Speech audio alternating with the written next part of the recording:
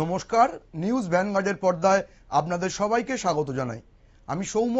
নজর রাখবো এখনকার বিশেষ বিশেষ খবরের দিকে।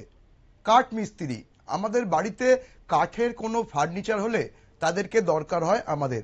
তারা সারা দিন অক্লান্ত নিরলস পরিশ্রম করে বিভিন্ন ধরনের শিল্পকীর্তি গড়ে তোলে, আর তা দিয়েই ঘর সাজাই আমরা। এবার সেই কাঠ মিস্ত্রিদেরই সম্বর্ধনা দেওয়া হলো আমবাসায়। ৮০তম স্বাধীনতা দিবস উপলক্ষে আমবাসা সমিলের কর্ণধার সৌরজিৎ পাল ও সত্যজিৎ পালের উদ্যোগে আমবাসা এলাকার সকল কাঠমিস্ত্রিদের সম্বর্ধনা জ্ঞাপন করা হলো।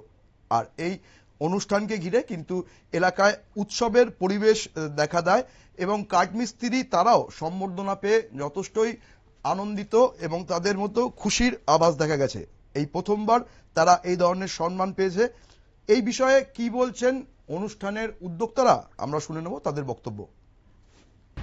প্রথমে সকল সাংবাদিক বন্ধুদের আন্তরিক ধন্যবাদ জানাচ্ছি আজকের এই অনুষ্ঠানে উপস্থিত থাকার জন্য। আজ 15ই আগস্ট আমাদের স্বাধীনতা দিবস।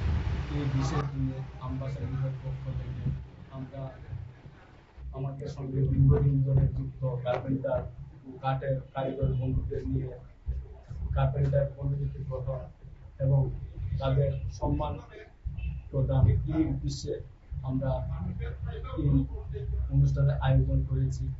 অনুষ্ঠানের মূল লক্ষ্য হচ্ছে আমাদের কার্পেন্টার বন্ধুদের সঙ্গে সম্পর্ক আরো সুদৃঢ় করা।